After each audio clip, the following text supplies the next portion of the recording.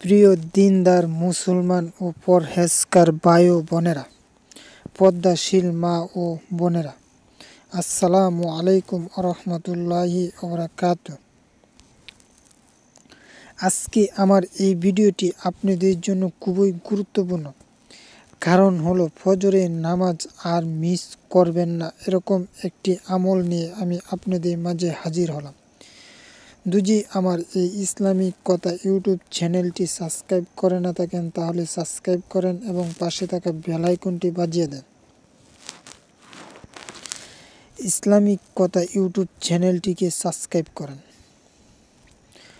ফজরের নামাজের ফজিলত সম্পর্কে যদি আপনি জানতে পারেন তাহলে আর কোনোদিন আপনি ফজরের নামাজ মিস করবেন না।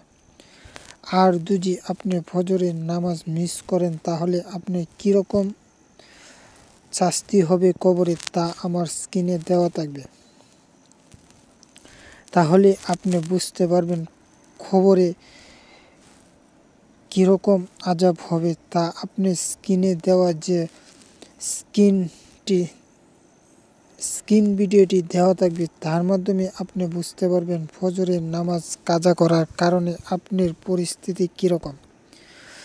আল্লাহ পাক রব্বুল আলামিন আপনাকে সৃষ্টি করেছে আল্লাহ পাক রব্বুল আলামিনের ইবাদত করার জন্য এবং ঘুমকে হারাম করার জন্য আল্লাহ পাক রব্বুল আলামিন বলেছেন, আপনি ফজরের নামাজের আগে 5 মিনিট ঘুমানোর জন্য আপনি কীরকম ক্ষতিগ্রস্তর মধ্যে পড়ছেন তা আপনি নিজেও জানেন না।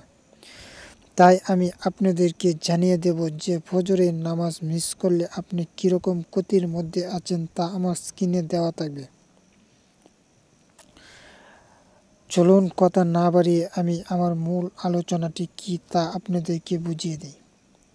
মূল আলোচনাটি হলো, আপনি একমাত্র ফজরের নামাজ আদায় না করে কোনো দিন ঘর থেকে বাহির হবেন না এবং ফজরের নামাজ আদায় করে এই দোয়াটি পাঠ করবেন। দেখবেন আপনি জান্নাতে একটি ছায়াদার একটি গাছ রোপণ হয়ে যাবে। যদি আপনি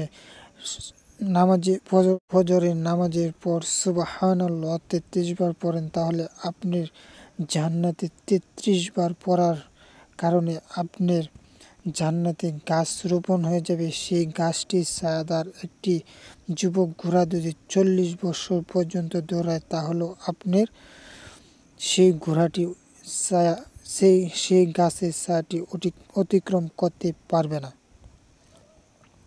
তাই আমি আপনাদেরকে ছোট্ট একটি ভিডিওর মাধ্যমে এত বড় একটি উপকারের কথা বলে দিলাম। যদি ভালো লাগে তাহলে আপনারা এই আমলটি করুন। দেখবেন আপনাদের এই আমলের কারণে জান্নাত পেয়ে যাবেন আশা করি ইনশাআল্লাহ।